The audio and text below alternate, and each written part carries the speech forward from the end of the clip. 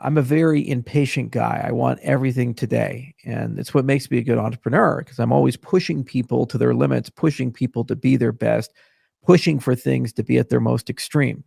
And that's a good thing for progress. But there are things we can control as human beings, and there are things we can't control as human beings. And change can only happen so quickly.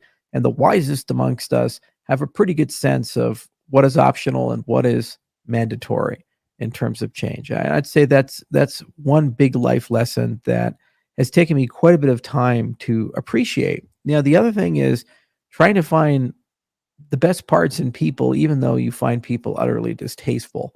Lincoln used to say, I dislike this man, so I don't know him enough. And to try to see the best in people that you disagree with, compete with, or in some cases have even harmed you, that's a very hard lesson. But I've noticed every single time I've indulged that thinking, been a lot happier and I've felt a lot better about life. There's also, I would say, a realization that the most toxic relationship that people tend to have in life is with themselves. Why is it okay for you to be so self-critical and hurt yourself like that?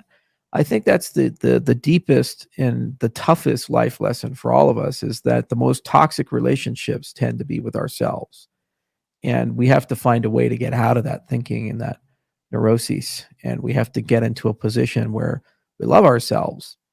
And people say, well, that's narcissism. Actually, narcissism is caused by the absence of self love.